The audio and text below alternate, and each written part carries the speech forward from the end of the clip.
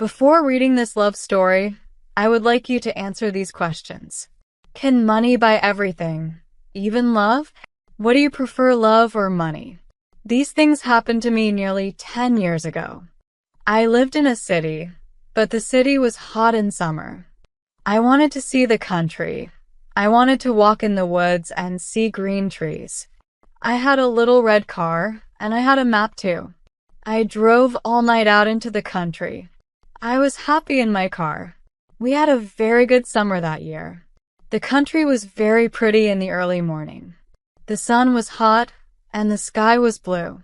I heard the birds in the trees, and then my car stopped suddenly. What's wrong? I thought, oh dear, I haven't got any petrol. Now I'll have to walk. I'll have to find a town and buy some petrol. But where am I? I looked at the map. I wasn't near a town. I was lost in the country. And then I saw the girl. She walked down the road with flowers in her hand. She wore a long dress, and her hair was long too. It was long and black, and it shone in the sun. She was very pretty. I wanted to speak to her, so I got out of the car. Hello, I said. I'm lost. Where am I? She looked afraid, so I spoke quietly. I haven't got any petrol, I said. Where can I find some? Her blue eyes looked at me, and she smiled.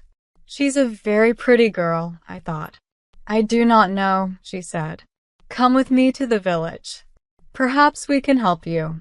I went with her happily, and we walked a long way. There isn't a village on the map, I thought. Perhaps it's a very small village. There was a village, and it was old and pretty. The houses were black and white and very small. There were a lot of animals. The girl stopped at a house and smiled at me. Come in, please, she said. I went in. The house was very clean, but it was strange too. There was a fire and some food above it. I felt hungry. That's strange, I thought. They cook their food over a wood fire. Perhaps they have no money. I met her father and mother, and I liked them. They were nice people, but their clothes were strange. Sit down, said the old man. Are you thirsty after your walk? He gave me a drink, and I said, thank you. But the drink was strange too. It was dark brown and very strong. I didn't understand, but I was happy there. I asked about petrol, but the old man didn't understand. Petrol, he asked. What is that? This is strange, I thought. Then I asked, do you walk everywhere? The old man smiled. Oh no, we use horses, he said. Horses, I thought. Horses are very slow. Why don't they have cars? But I didn't say that to the old man. I felt happy there. I stayed all day, and I ate dinner with them that evening. Then the girl and I went out into the garden. The girl's name was Mary. This is nice, she said. We like having visitors. We do not have many people here. We spoke happily. She was very beautiful, but after a time she began to talk quietly, and her face was sad. Why are you sad? I asked her. I cannot tell you, she said. You are only a visitor here. We have to say goodbye tonight. You have to go now. I didn't understand. I loved her. I knew that, and I wanted to help her. Why did I have to go? But Mary said again in a sad voice, you have to go. It is dangerous here. So I said, I'll go to the next town and find some petrol. Then I'll come back. She didn't speak. I love you, Mary, I said, and I'll come back to you. You won't stop me. She said goodbye to me at the door. Her face was very sad, and I was sad too. I didn't want to go. It was midnight. The night was very dark, but I walked and walked. I was very tired when I saw the lights of a town. I found some petrol, and then I asked the name of the village. But the man at the garage gave me a strange look. What village? He asked. I told him about the village. I told him about the old houses and the people with strange clothes. Again, he gave me a strange look. He thought, and then he said, there was a village there, but it isn't there now. There are stories about it. Strange stories. What do people say about it? I asked. He didn't want to tell me, but then he said, there was a big fire in the village. Everybody died. There aren't any people or houses there now. How did it happen? I asked. And why? Oliver Cromwell killed them, he said. He was angry with the villagers because they helped the king in the war. I couldn't speak. This isn't right, I thought. That war happened 350 years ago. Then I remembered the strange clothes, the long hair, the food over the fire, and the old houses. And I remembered too about the horses. But I don't understand, I cried. I saw the people in the village. I spoke to some people there. The man looked quickly at me and then he spoke. There's an interesting story about the village. For one day every 10 years, it lives again, but only for one day. Then it goes away again for another 10 years.